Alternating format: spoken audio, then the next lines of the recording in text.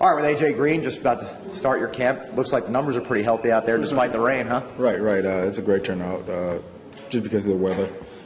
So hats off to the parents and a lot of the kids that come out here and participate in this football game with the weather being a little messy out there, but it's all fun out there. Something you've done for a lot of years, obviously very important to you. Why is that?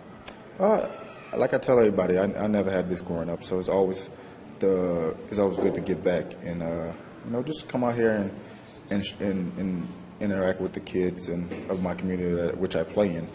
It's always a good look. So the kids obviously look up to you. Have you, now that you're going in year 5 of this, gotten accustomed to that kind of thing from kids and other fans, even adults?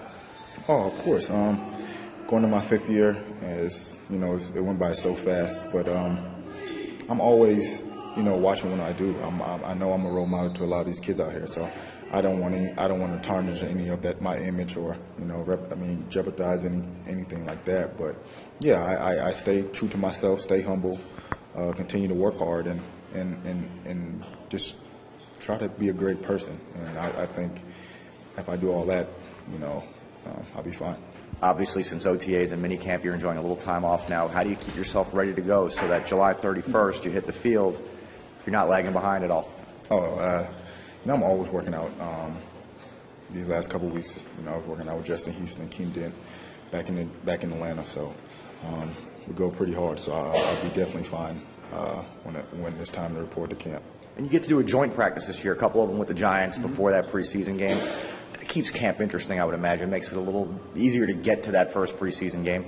Yeah, the first week camp and it's always exciting, but when you start going against the same DBs, players every day, man, it starts to get boring. So it's always good to mix it up and add some excitement so you don't have to keep doing the same thing over and over.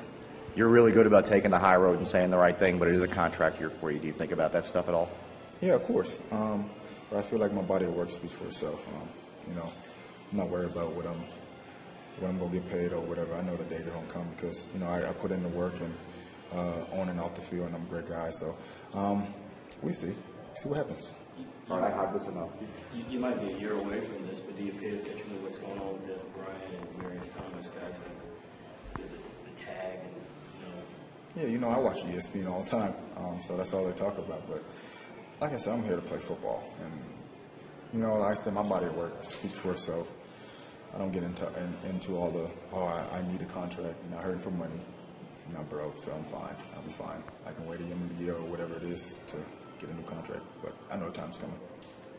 What does it say to you when you see that these guys have, they're in those situations, they've got the deadline next week, that they've got to get a deal. When you just see that, what does it say to you about what could happen next year for you? It doesn't say anything about me. We are 3 different teams and 3 different people. You don't know what their situation is or which is what. But all I can do is control what I can do, and that's playing football. And everything after that, take care of yourself.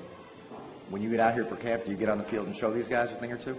I do. I go against some of them. We have some real little competitors out there. I always want to guard me, but it's all fun and games. It's good to have that competitive nation like that at that young age.